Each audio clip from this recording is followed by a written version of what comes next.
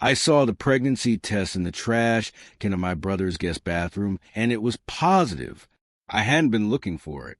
I was just tossing a paper towel after washing my hands. But the pink plus sign was face up, staring at me like a little plastic bomb. My stomach dropped, not because I thought my sister-in-law was pregnant. That would have been normal, even happy news. But because I knew with absolute sickening certainty that the baby wasn't my brother's. Let me back up. My name is Daniel. I'm 34, and for the past 8 years, I've been married to a woman named Nora.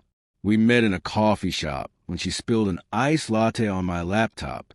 I should have taken it as a sign. Instead, I laughed, helped her clean it up, and asked for her number. She was warm, clever, and had this way of looking at you like you were the only person in the room. We got married 2 years later, in a small ceremony by a lake. My older brother, Cole, was my best man. He gave a toast that made everyone cry, including our mom. He said he'd never see me happier, and he was right. Cole and I were never the kind of brothers who fought over toys or girls. He was 3 years older, calmer, more deliberate. I was the impulsive one, the one who moved cities on a whim and changed careers twice before 30. Cole stayed in our hometown, became a high school history teacher, married his college sweetheart, a woman named Jenna, and bought a house with a porch swing. He was the stable one, the good one. Everyone said so. Nora and I lived about 2 hours away, in a mid-sized city where I worked in logistics and she managed a small art gallery. We visited Cole and Jenna every few months, and they came to us.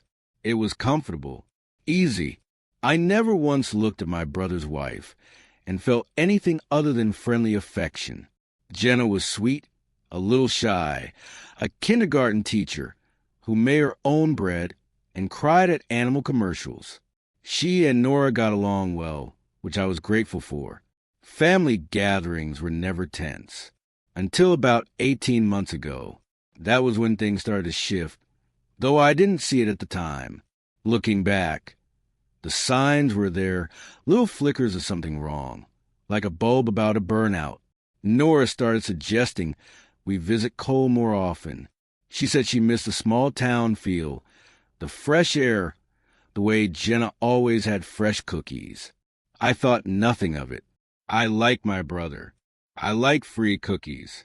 Then she started dressing differently before those visits. Nothing dramatic, just a little more attention to her hair, a different perfume. I complimented her once, and she said she was just trying to look nice for the drive. I let it go. Cole, for his part, became quieter around me. Not cold, just distracted. He'd stare out the window during conversations. He'd forget things I told him. I asked if he was okay, and he said work was stressful. Budget cuts. I believe him because I wanted to. The real crack appeared 6 months ago at a family barbecue at my parents' house. It was late afternoon, and most people were inside eating.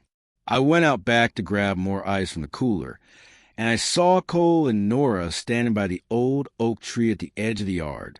They weren't touching, but they were standing close. Too close. Nora had her hand on his forearm, and his head was bent toward hers like he was telling her a secret.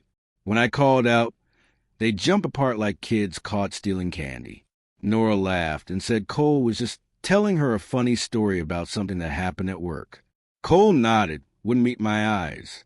That night, I asked Nora if everything was okay between her and my brother. She looked at me like I'd asked if the sky was green. Of course, she said. Why wouldn't it be? I told her what I saw. She rolled her eyes and said I was being paranoid, that she'd had a little too much wine and had stumbled, and Cole had caught her arm. She made me feel silly for even asking. I apologized. That was the beginning of me apologizing for noticing things. 3 weeks after the barbecue, I came home from work early because of a migraine. The house was quiet. Nora's car was in the driveway, but she wasn't in the living room or the kitchen. I went upstairs to lie down, and I heard her voice from our bedroom. She was on the phone, and she was laughing in a way I hadn't heard in months. Soft, intimate. I stood outside the door, and I heard her say, "I can't stop thinking about last time." "Neither can you. I can tell." I pushed the door open.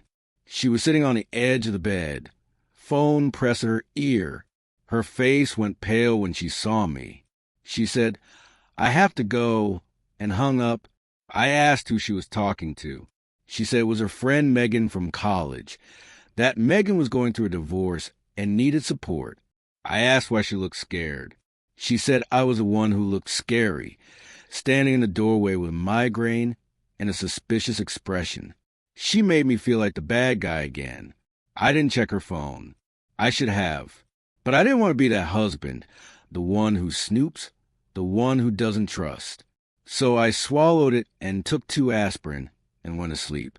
The next morning, I called Cole to see if he wanted to grab lunch that weekend.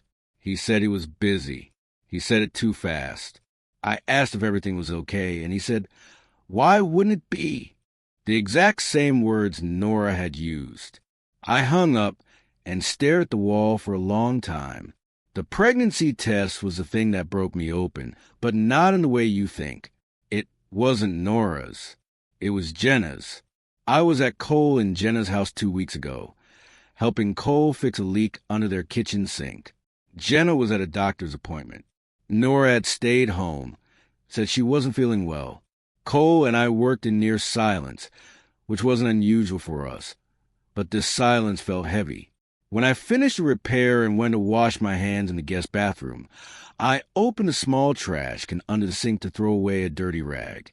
And there it was, the test, positive, but the box, which was also in the trash, wasn't a standard drugstore brand. It had a label from a fertility clinic. I stood there, rag in hand, and tried to do the math. Jenna and Cole had been trying for years to have a child. Everyone knew that. They'd been open about the fertility treatments, the appointments, the hope, and the heartbreak. But a positive test from a clinic should have been a celebration. So why was it hidden in the bottom of a trash can under a dirty rag? I didn't say anything to Cole. I finished up, told him I had a headache, and drove home in a fog. That night, I couldn't sleep. I lay next to Nora, who was breathing evenly, and I replayed every strange moment of the past year and a half. The glances, the phone call, the way Cole and Nora said the same words, the way Jenna had been looking thinner lately, quieter, like she was carrying something heavier than a purse. The next day, I drove back to my hometown without telling anyone. I parked down the street from Cole's house and waited. I don't know what I expected to see. A clandestine meeting? A note slipped under a doormat? What I saw was worse. Around 2 in the afternoon, Cole's car pulled out of the driveway. He drove to a small park about 10 minutes away. He parked, got out, and sat on a bench. 10 minutes later, a silver sedan pulled into the lot. It was Nora. I watched from my car as she walked over to him, sat down, and took his hand. They didn't kiss. They didn't embrace. They just sat there, holding hands, heads close together, like 2 people who have been doing this for a very long time. I took out my phone and recorded it, not because I planned to use it, but because I needed proof that I wasn't insane. I drove back home and didn't say a word to Nora that night. I pretended to be tired. She didn't ask any questions. 3 days later, I told Cole I needed to talk to him alone. We met at a diner halfway between our towns. I didn't beat around the bush. I asked him if he was having an affair with my wife. He didn't deny it. He didn't get angry. He just sat there, stirring his coffee, and then he said, "It's not an affair. It's not that simple." I asked him to explain, and he did. He told me that he and Nora had met years before I ever did, at a conference for educators. She was working at a different gallery then, one that hosted an event for teachers. They talked for hours. Nothing happened. He said they were both seeing other people, but the connection was there. A few years later, when I brought Nora to a family dinner for the first time, he said his heart stopped. He said he tried to ignore it. He said he loved Jenna. He said he loved me. But the feeling never went away. About a year into my marriage, he said Nora reached out to him. She was feeling lost. She said she loved me, but something was missing. They started talking, then meeting, then it became physical. He said it had been going on for over a year. He said they tried to stop multiple times, but they couldn't. He said they were in love. I asked him about Jenna, about the pregnancy test. His face changed then. He said Jenna had found out about the affair 2 months ago. She was devastated, but she didn't want a divorce. She wanted to save their marriage. They started counseling. The pregnancy was an attempt to move forward, to build something new. He said he was trying to be a better husband. He said he had ended things with Nora. I asked if that was true. He said yes. I asked why he was holding her hand in a park 3 days ago. He didn't answer. I left the diner without finishing my coffee. I drove to a gas station, sat in the parking lot, and called my lawyer. Then I called Nora. I told her I knew everything. There was a long silence, and then she said, "I was going to tell you." I hung up. The confrontation happened 2 nights later. I had moved my important documents and some clothes to a friend's house. I came back to our place with my friend Marcus, who is built like a refrigerator and doesn't ask questions he doesn't want the answer to. Nora was sitting on the couch, dressed in a sweater I bought her for our last anniversary. She looked calm, prepared.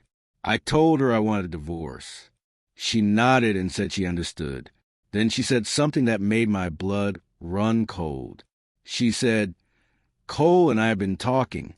We think we can make this work without destroying the family, if you're willing." I asked what she meant. She said they had a proposal. I would file for divorce quietly. No public accusations. No telling our parents the real reason. In exchange, she wouldn't ask for alimony or any of the assets we'd accumulated during the marriage. She would move out. Cole would stay with Jenna, at least for now, and we would all pretend that the marriage ended because we grew apart. She said it was a mature thing to do, the kind thing, for everyone. I looked at her for a long time. I thought about all the nights I'd lain awake wondering what I'd done wrong, all the times I'd apologized for being suspicious, all the years I'd trusted my brother and my wife. And I said, "No." She blinked, like she hadn't expected that answer. She said, "Daniel, think about Mom. Think about the holidays. Do you really want to tear the family apart?" I said, "You already did that. I'm just refusing to help you hide the pieces." Marcus drove me back to his place. I didn't sleep. The next morning, I called my parents and asked if I could come over. Alone. My mom knew something was wrong the second she heard my voice. When I got there, I sat them down in the living room and told them everything. Every detail. Every lie. Every handhold in a park. My dad didn't say a word. My mom cried. Then my dad stood up, walked to the kitchen, and came back with a glass of water for me. He said, "You did the right thing. Your brother will have to answer to me." That was 2 weeks ago. The fallout has been everything I feared and nothing I expected. Cole tried to call me 12 times in the first 3 days. I didn't answer. He showed up at my office. I had security walk him out. Jenna filed for divorce the same week I did. She called me to apologize. I told her she had nothing to apologize for. She said she wished she'd told me sooner. I said I wished I'd asked sooner. Nora moved in with her sister. I haven't spoken to her since the night Marcus stood in my living room like a silent mountain. My lawyer says the divorce will be clean. No kids, minimal assets, and a prenup. I'd almost forgotten about that protects my retirement account. I got lucky in that one way. My mom is struggling. She keeps saying she doesn't understand how she raised a son who could do this to his own brother. My dad is angrier than I've ever seen him. He and Cole had a screaming match on the phone that I could hear from across the room. I don't know what was said. I don't want to know. Last night, I went back to the house that was supposed to be our forever home. It's empty now. Nora took most of the furniture, which is fine. I didn't want any of it. I walked from room to room. In the bedroom, I found one thing she left behind, a small framed photo of us on our wedding day. We were cutting the cake. Cole was standing behind us, laughing, his hand on my shoulder. I looked at that photo for a long time. Then I took it out of the frame, tore it in half, and threw it away. I sat on the bare floor of the living room as the sun went down, and I thought about what comes next. Not revenge, not closure, exactly, just moving forward. I've started running in the mornings, something I haven't done since college. I've been cooking again, real meals, not just frozen things I eat over the sink. I called an old friend I'd lost touch with because Nora didn't like him. We're getting dinner next week. I'm not okay, but I'm not nothing either. I'm somewhere in between, and that's more honest than I've been in a long time. The other day, my dad sent me a text. It was short. It said, "You are not the one who broke this family. You are the one who refused to lie about it. That takes more courage than your brother ever had." I didn't reply, but I saved the message. I still don't know if I'll ever speak to Cole again. Part of me thinks I might, someday, when the scar tissue is thick enough. But not now. Now, I'm learning what it feels like to stand on my own 2 feet, without someone else's hand in my back pocket, without someone else's secret in my throat. The house is quiet now, but it's my quiet. The walls are bare, but they're my walls. And when I wake up in the morning, I don't have to wonder who my wife is texting or why my brother won't look me in the eye. I just have to make coffee, put on my shoes, and keep going. That's not a happy ending, but it's a real one. And after everything, I'll take real over happy any day.